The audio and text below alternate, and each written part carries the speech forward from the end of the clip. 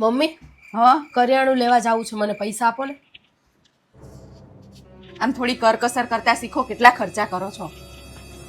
પણ મમ્મી જે વસ્તુ જરૂરિયાતની હોય એ તો લાવવી જ પડે ને. ઓલી પણ કરિયાણું, તેલ, સાબુ, દૂધ, પાવડર બધું જેટલું વાપરો જોઈ જોઈને વપરાય. આમ થોડી કરકસર કરતા શીખાય. હમણાં જ લાયા તા બધું. પણ મમ્મી હું તેલ ને સાબુન હું બધું ખાઈ જાઉં છું, તેલ હું પી જાઉં છું. હું કઈ પર્સનલ તો યુઝ નથી કરતી. બધી વસ્તુ 6 જણાથી તો વપરાય તો ખરી જ ને. સારું જા, હાંજે હું લઈ આવી દઈશ. ચા બનાય પેલા મારા માટે. જા. ચા બનાવી હોય ને તો પેલા દૂધ લઈ આવો, જાઓ. દૂધે નહીં? ના, સારું લેતી આવું. કેટલું લાવવાનું છે? 2 લીટર દહીં મેળવવાનું છે. સારું લેતી આવું છું. જા બનાય ચા. ચા મૂકીને રાખ. લે આ દૂધ. હા લાવ. અને આમ થોડું ઓછું દૂધ વાપર. કેટલા ભાવ થઈ ગયા છે દૂધના તો. 2 લીટર દૂધ લાવીએ તો તમારે તો લેવા જ જવાનું હોય ચા બનાવવી હોય તો. મમ્મી ભાવ અત્યારના નથી, આ જ ચાલે છે. અને દૂધ કાંઈ હું પી નથી જાતી, ચામાં ને એમાં જ વપરાય છે. 6 જણાથી બધું વપરાય તો ખરી ને. આજે એવું કરો, તમે ચા બનાવો અને તમે કેટલું દૂધ નાખો ને મને કહેજો, એટલા દૂધ વાળી તમને દઈશ ચા, બરાબર? હા તો હું બનાવી દઈશ જાતે. હા તો બનાવી દો. કે શું હજુ તે કપડાને એવું નહીં ધોયું, ખાવાનું નહીં બનાવ્યું, ક્યારે કરીશ બધું?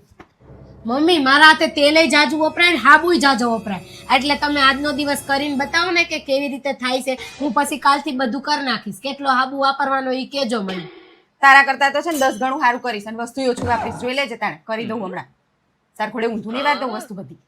હા એટલે જ તો તમે પેલા કરી નાખો પછી મને કહેજો. હા તો હું કરીશ તે.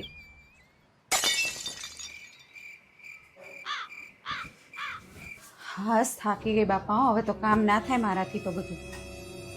ખોટી હવામાં આવી ગઈ હતી. એ કિસુ, હા મમ્મી બોલો. થઈ ગયું બધું કામ? થઈ ગયું પણ છે ને તારે જે રીતે કરવું હોય ને એ રીતે કરજે કામ હવે. કેમ મમ્મી? તમે તો કહેતા હતા હું બધું વધારે વાપરી નાખું છું.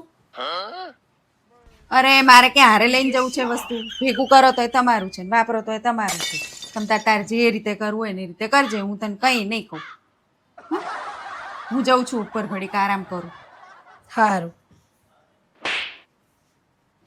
જોયું? એક જ દિવસમાં થઈ ગયા ને ડોસી સીધા. બધી કરકસર કરવાની કે આ કરકસર જ કરતા હોય, પણ જેટલું જોઈએ એટલું તો વાપરવું જ પડે ને. એક દિવસ કરે ને એટલે ખબર પડે.